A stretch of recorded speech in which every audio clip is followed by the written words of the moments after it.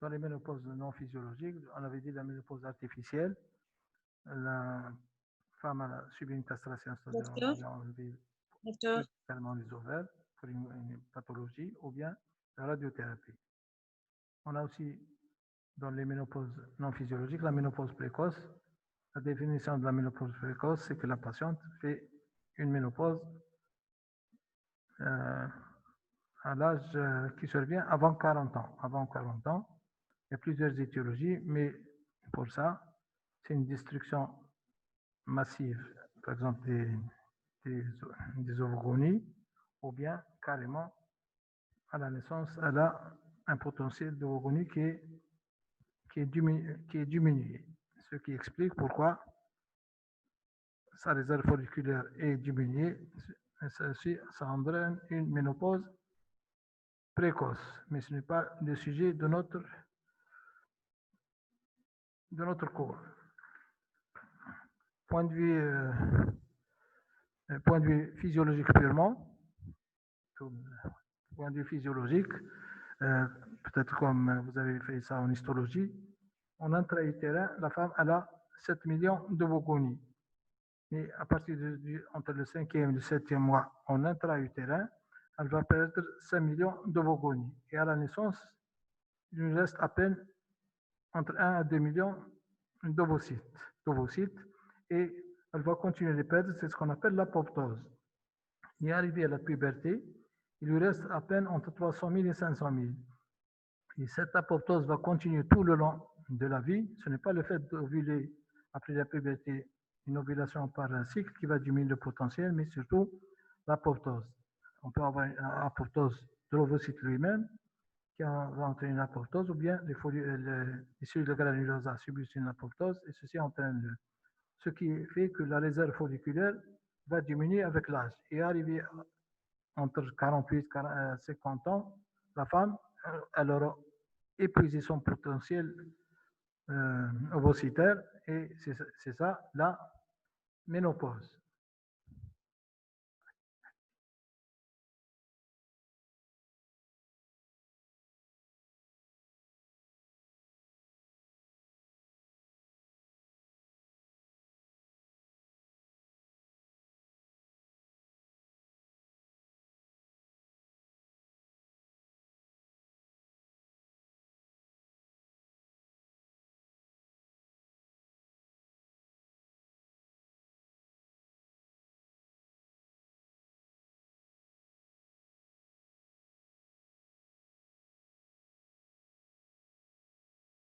Est-ce que vous voyez l'écran?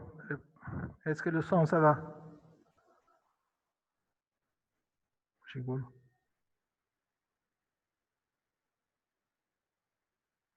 Est-ce que le son est bon?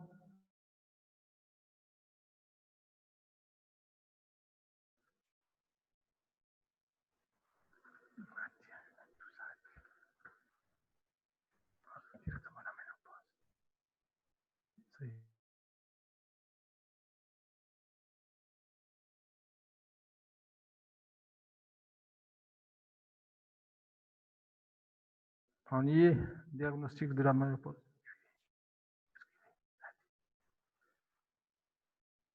Diagnostic. Donc, comme on l'a dit tout à l'heure, la ménopause, elle arrive en moyenne à l'âge de 50 ans. C'est rare que certaines femmes arrivent jusqu'à 55 ans, mais en moyenne, c'est 50 ans, la ménopause. Elle est caractérisée par la déférence ovarienne. La déférence ovarienne, c'est-à-dire que l'ovaire ne fonctionne plus, ce qui va entraîner une aménorrhée. Le premier signe le plus important, c'est les bouffées de chaleur. Donc, on a une aménorrhée depuis une année, et les troubles vasomoteurs qui sont dominés par les bouffées de chaleur, soit nocturnes, soit diurnes, beaucoup plus nocturnes. On a des sueurs nocturnes et diurnes aussi, donc bouffées de chaleur, sueur, céphalée, palpitations et des vertiges.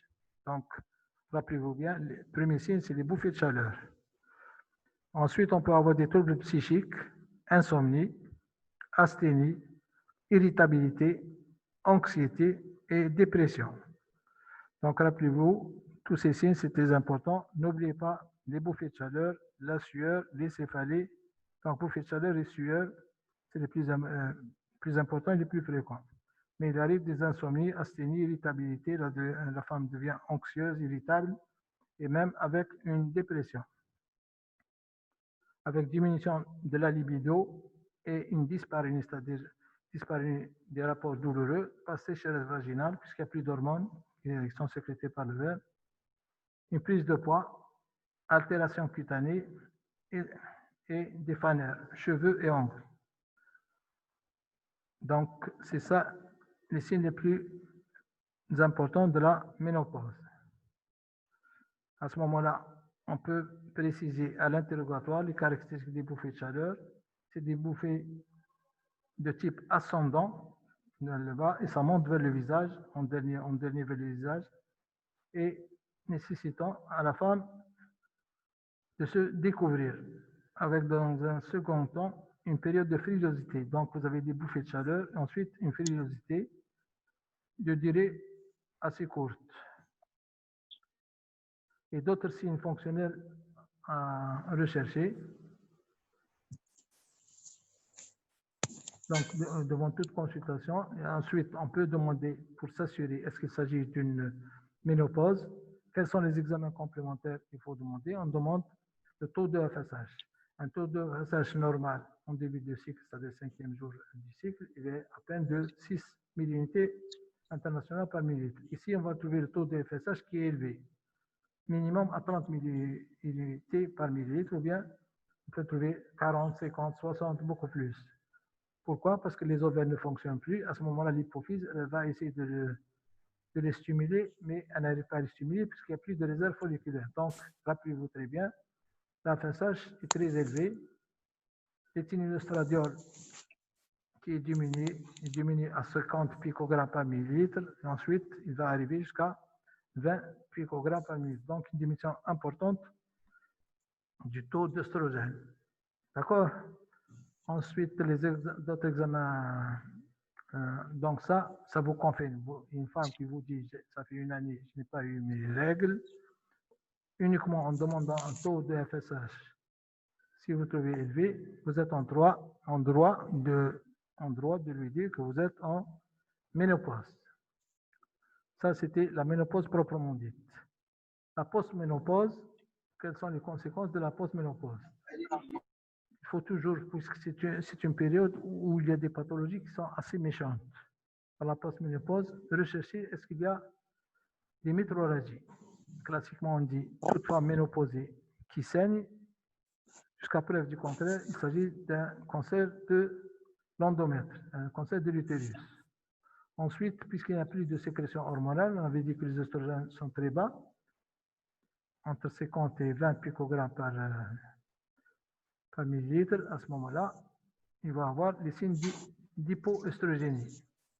Donc, des troubles sexuels dyspareunie, des troubles urinaires, parce qu'il y a des récepteurs aux oestrogènes au niveau de la vessie, au niveau du col de la vessie. Donc, troubles urinaires, on va avoir une ostéoporose, des troubles cardiovasculaires et une hypertension. Il faut toujours, s'il y a des saignements, rechercher une pathologie de la post-ménopause. À l'interrogatoire, il faut rechercher les facteurs de risque de cette période. L'examen clinique, il commence par l'examen des seins, qui vont s'atrophier. Les seins vont s'atrophier. Ils ont perdu leur volume et leur tonicité et sont facilement examinables. La vulve et le vagin montrent une muqueuse sèche, puisqu'il n'y a plus de sécrétion hormonale. Donc, on va avoir une atrophie vulvaire qui entraîne des dyspareunies et des lésions superficielles à type de lichen scléro-atrophique. On peut avoir des anomalies à type d'ulcération ou de végétation. À ce moment-là, il faut faire une biopsie, puisque à cet âge-là, on peut avoir un cancer vulvovaginal à cet âge-là. Le col, comment il est en post-ménopause, il est atrophié Et l'orifice cervical est punctiforme, absence de glaire cervicale, puisque la glaire cervicale, elle est due à la sécrétion des oestrogènes, surtout au milieu du cycle chez la femme en période d'activité génitale. Ici, il n'y a pas de sécrétion d'oestrogènes, donc il y a absence de glaire cervicale, de glande cervicale. Il faut toujours, même à cet âge-là, rechercher s'il y a une érosion du col de l'utérus. Le toucher vaginal montre un utérus qui commence à s'atrophier. Et s'il y avait auparavant, avant des fibromes, il commence à régresser, puisque les fibromes se nourrissent surtout de la sécrétion hormonale des oestrogènes. Les ovaires ne sont pas palpables parce qu'elles sont atrophiées dans la postménopause.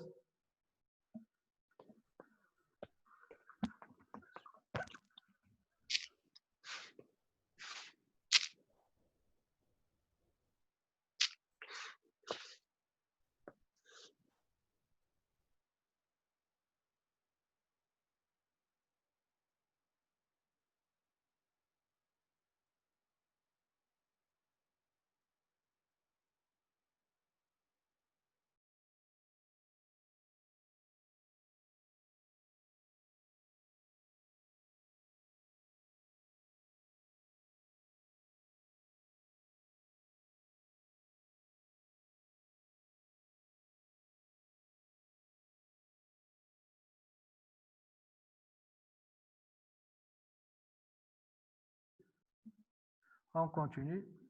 On est toujours dans la postménopause. Tout d'abord, il faut faire attention à l'ostéoporose. C'est ça le caractère le plus évident, l'ostéoporose par déminéralisation osseuse. Il y a l'ostéoporose précoce qui touche l'os trabéculaire et entraîne des tassements vertébraux avec douleurs rachidiennes, dorsales et lombaires. Et c'est des douleurs chroniques, ce qui entraîne une diminution de la taille de la patiente. Donc, l'ostéoporose précoce et l'ostéoporose tardive qui va toucher l'os cortical. Il survient beaucoup plus tardivement, 15 ans après. Et ce qui donne la fameuse fracture du col du fémur. Donc, c'est ce qui explique pourquoi certaines femmes, une chute même légère d'un trottoir, ça entraîne une fracture. Ensuite, on a les troubles cardiovasculaires. Et à ce moment-là, les troubles cardiovasculaires, ça atteint un pic qui ressemble à celui de l'homme. Parce qu'au début, il n'y a pas, chez la femme, il y a moins de troubles, tant qu'il y a une sécrétion hormonale d'œstrogène, il n'y a pas de troubles cardiovasculaires. Mais une fois la ménopause arrivée et en post-ménopause, la fréquence des accidents vasculaires cérébraux est la même que chez l'homme, c'est-à-dire hémorragie cérébrale et surtout infarctus du myocarde. Les troubles métaboliques, les dyslipidémies, avec augmentation du mauvais cholestérol, c'est-à-dire du LDL par rapport au HDL.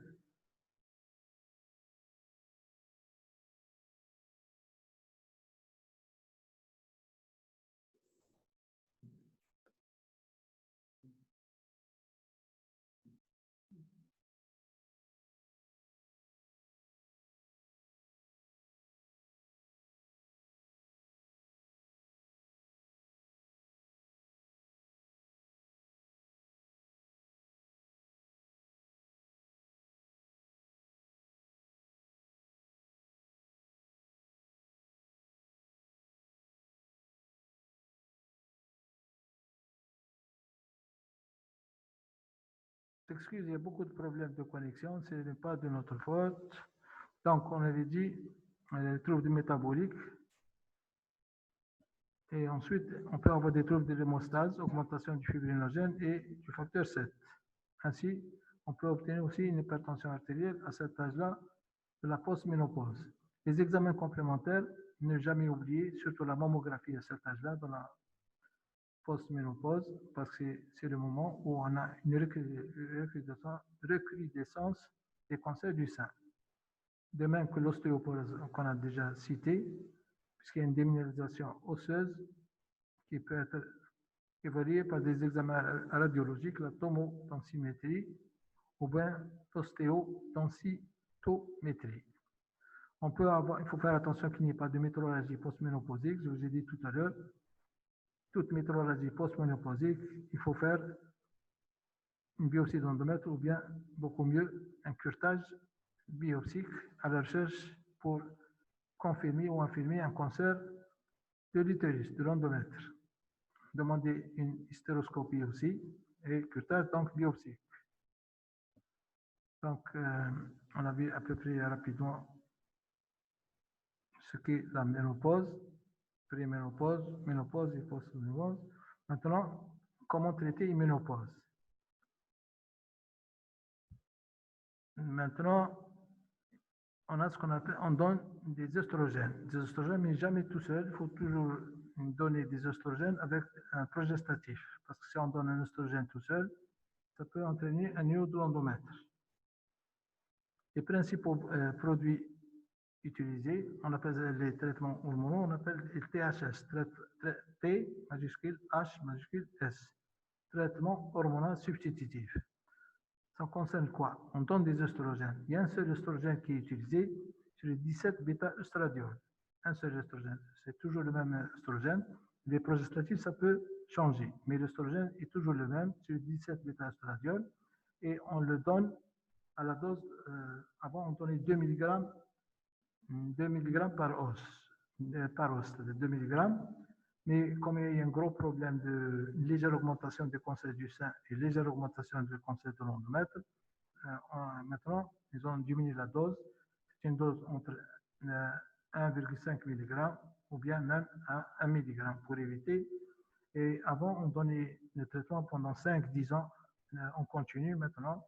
Les gens sont ont beaucoup trop peur de cette conséquence. Et à ce moment-là, on donne pendant 3-4 mois et on arrête pendant 3 à 4 mois et ensuite on redonne le traitement. Donc, les oestrogènes, un seul oestrogène est utilisé dans tous les produits, c'est les thymiostradiol. Et les progestatifs, il y a plusieurs progestatifs qui sont donnés, il n'y a pas le choix, mais il faut faire attention, il y a toujours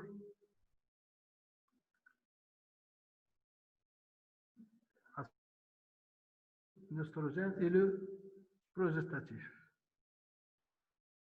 On ne donne jamais des oestrogènes tout seul, parce qu'il y a trop de risques. Cancer de l'endomètre et cancer du sein. On a deux possibilités, soit le schéma séquentiel, on donne pendant un oestrogène pendant 10 jours, et ensuite on continue avec un œstroprogestatif, ou bien le schéma continu, c'est-à-dire dès le premier comprimé, un mélange d'œstrogène et de progestérone. Donc, schéma séquentiel, uniquement oestrogène pendant la première partie du cycle, pendant 10 jours puisqu'il n'y a plus de cycle, et ensuite oestrogène et progestatif pendant 10 jours. Et le schéma continu, c'est-à-dire tous les comprimés comprennent exactement la même chose, oestrogène et progestatif.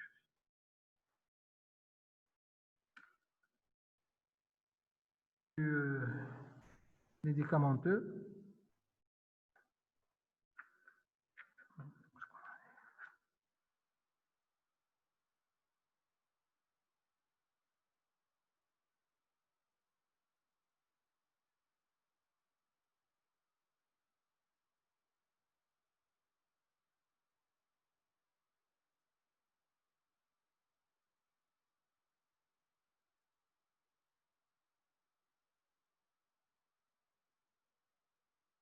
Bon, je vais vous donner quelques exemples.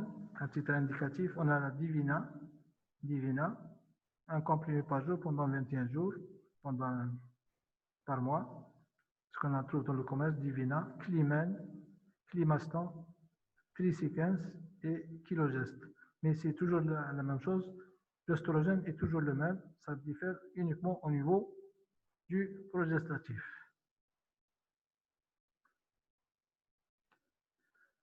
Ce qu'il faut savoir, il y a des contre-indications absolues au THS, c'est-à-dire au traitement hormonal substitutif. Bon, première contre-indication majeure, cancer du sein. S'il a pas un cancer du sein, il est contre-indiqué de donner un THS, sinon vous allez avoir une flambée du cancer du sein.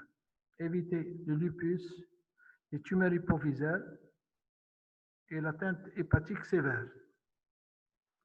Les accidents thromboemboliques récents. Donc, n'oubliez jamais le cancer du sein, contre-indication absolue, tumeur hypophysaire, ça va faire flamber la tumeur de l'hypophyse et l'atteinte hépatique sévère, ainsi que les accidents thromboemboliques. Les contre-indications relatives, vous pouvez donner, mais il faut faire très attention, le fibrome, parce que le fibrome il est sous la dépendance hormonale des oestrogènes, donc ça risque d'augmenter malgré que la femme est en ménopause. Les mastodinies, ça veut dire des douleurs au niveau des seins, puisque les seins sont sous la dépendance hormonale des oestrogènes, au début au niveau des dépendance hormonale des ovaires. Et si vous donnez des oestrogènes, ça va augmenter les douleurs de sein.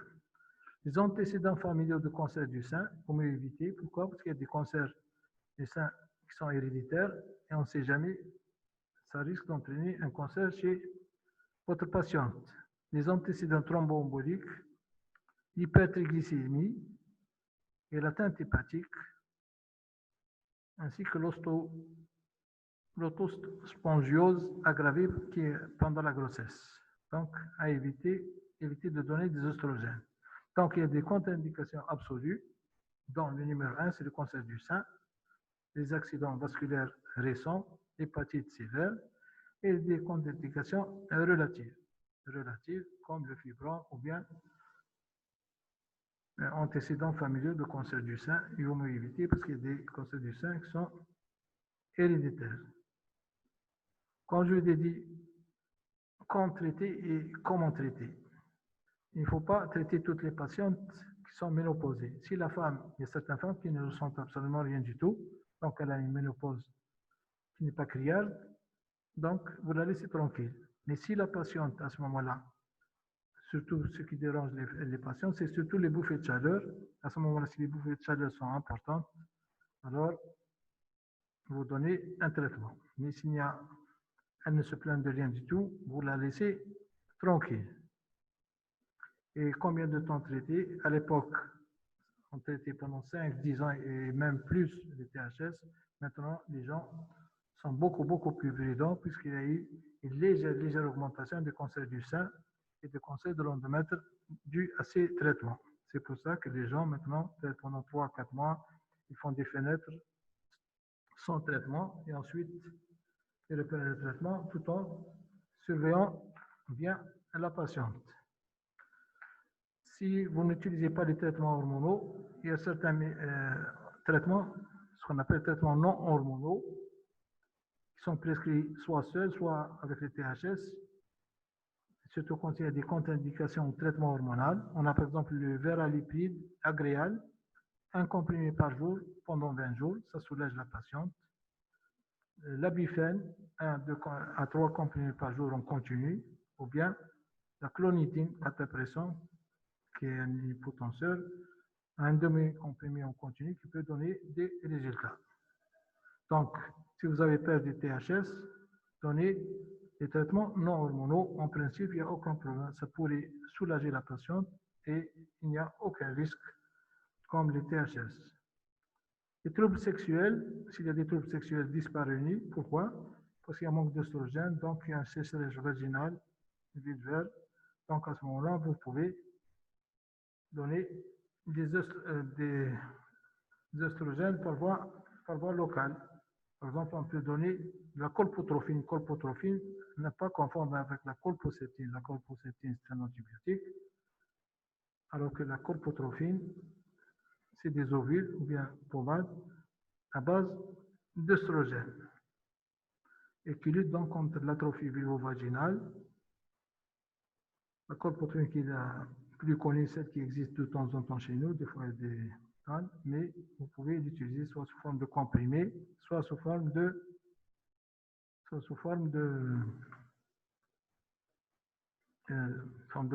d'ovule plutôt, soit sous forme de pommade. Quand il s'agit de lichens sclérotrophiques, il y a des pommades à base de corticoïdes qui peuvent soulager la patiente. Le traitement, donc c'est des œstroprogestatifs, traitement hormonal, ou bien un autre traitement palliatif quand vous avez une contre-indication aux autopréservatifs. Maintenant, en ce qui concerne l'ostéoporose, je conseille à la patiente une activité physique, 3 heures de marche à pied minimum par semaine. Et ceci peut lutter contre l'ostéoporose. La calcithérapie vous donne du calcium,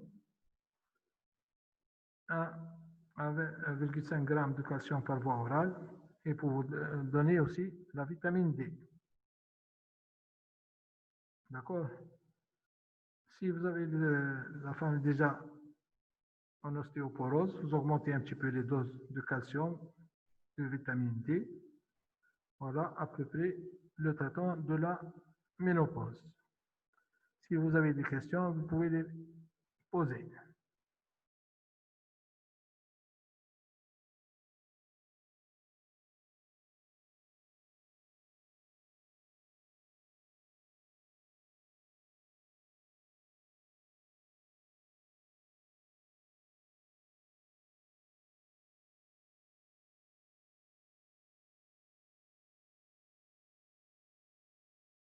Vous pouvez poser des questions.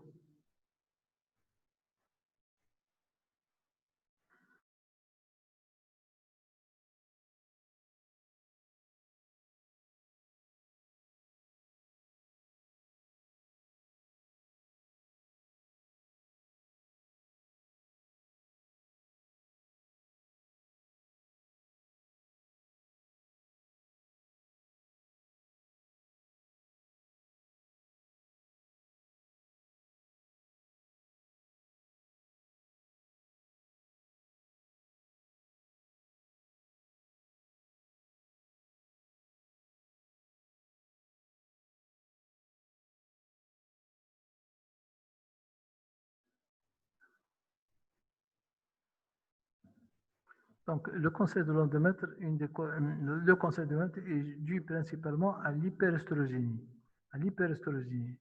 Donc, c'est une donc donner le traitement hormonal qui est à base d'œstrogène.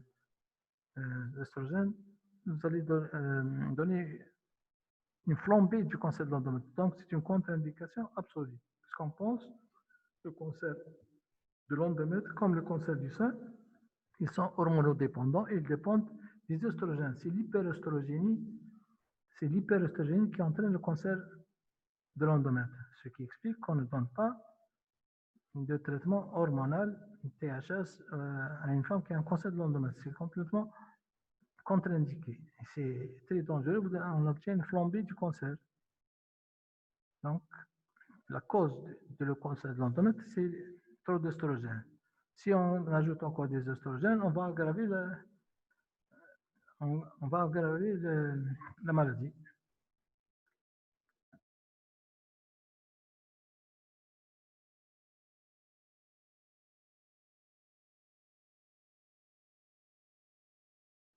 Oui, c'est une question, c'est quelque chose de physiologique, la ménopause. Beaucoup de femmes ne ressentent pas les difficultés, disons, la difficulté de la ménopause. Et certaines femmes n'arrivent pas à supporter la ménopause. Pourquoi? Le, le signe, le signe le plus fréquent, c'est les bouffées de chaleur. Les bouffées de chaleur avec des frissons, une irritabilité, comme on l'a dit tout à l'heure, une anxiété. Hein, et surtout, donc, les bouffées de chaleur, les femmes n'arrivent pas à supporter ça. C'est pour ça qu'il faut traiter. Si la femme ne ressent rien du tout, eh bien, vous donnez rien du tout. Seulement, il y a autre chose. Ça, c'est pour au moment de la ménopause ou même dans la post-ménopause. Mais ce qui est important, c'est que le manque d'œstrogène plus tard, dans la post-ménopause, ça peut poser problème. Le problème numéro 1, c'est l'ostéoporose, ce qui explique pourquoi les fractures chez la femme, les tassements vertébraux ou bien les fractures du col du féminin sont devenues fréquentes. C'est pour ça parce que les oestrogènes, ça favorise la captation du calcium. Il faut donner des hormones, il faut donner donc du calcium, de la vitamine D. Donc, et en plus, le manque d'oestrogène va faire ce qu'on avait dit tout à l'heure, une augmentation des accidents vasculaires cérébraux et des augmentations des troubles, une augmentation de l'infarctus ainsi que l'augmentation du mauvais cholestérol ainsi que l'augmentation des triglycérides. Donc, c'est important de traiter au cas où on trouve cette notion d'ostéoporose ou bien de troubles du cholestérol, ou bien il y a un gros risque puisque le pourcentage d'accidents vasculaires cérébraux et d'atteinte cardiaque, c'est-à-dire infarctus, il atteint le taux comme les hommes après la ménopause. C'est pour ça que ça nécessite un traitement. Si tout va bien, on laisse la patiente tranquille. Pourquoi lui donner des hormones alors qu'elle ne se plaint de rien du tout?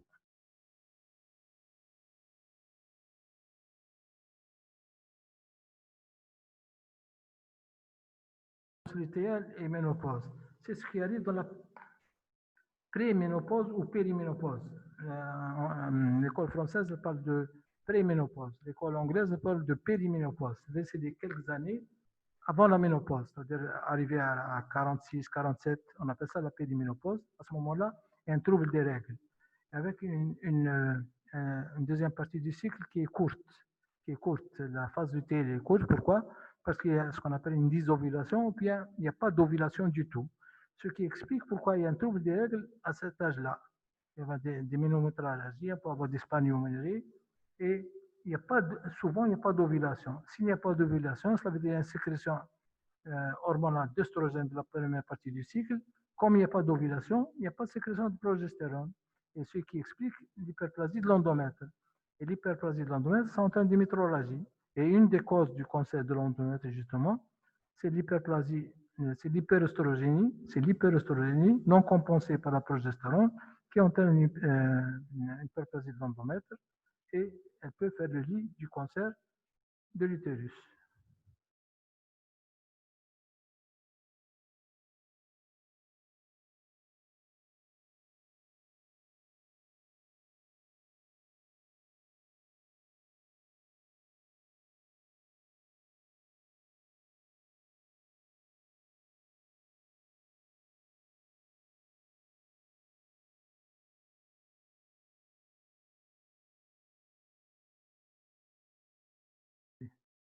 Je pense qu'il y a c'est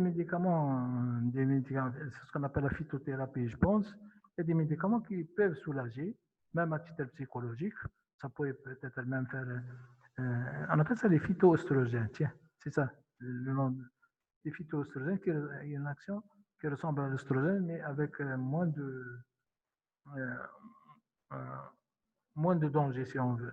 On appelle ça les phytoestrogènes. Ça pourrait soulager la patiente, comme je sais pas, verveine, comment on appelle ça, des trucs, ça pourrait soulager la patiente et en général, il n'y a pas de danger. Donc, on peut les utiliser sans problème.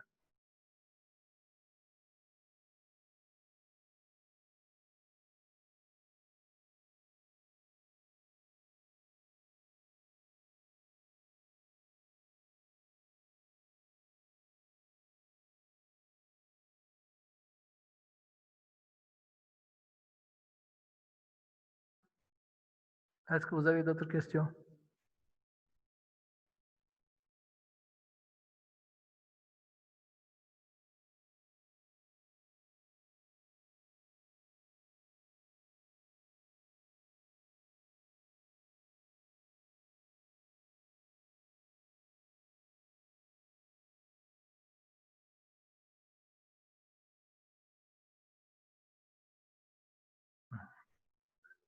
Les femmes qui prennent des microprogestatifs, les règles qu'elle a, ce ne sont pas ses règles à elle. Ça veut dire, si elle a des règles, ça veut dire les ovaires continuent à fonctionner. Continuent à fonctionner. La pilule microprogestative, ce n'est pas un cycle artificiel. La pilule microprogestative, elle a une autre action. Elle bloque la glaire cervicale, elle ferme le col. D'accord? Uniquement, elle ferme le col. Et il n'y a pas de glaire cervicale, ce qui fait que les spermatozoïdes ne peuvent pas monter. Et elle donne une atrophie de l'endomètre. Une atrophie de l'endomètre. C'est ça le principe de la microprogestative. La microprogestative ne donne pas de règles. Ne donne pas de règles. Si la pilule euh, œstroprogestative, elle, c'est un cycle complètement artificiel. Complètement artificiel. Elle bloque l'ovulation, alors que l'autre, non. Dans la microprogestative, la femme, quand elle a des règles, c'est des règles à elle. Ça lui appartient. C'est des règles qui proviennent de ses ovaires. Les ovaires continuent à fonctionner lorsque la femme prend la microprostatine.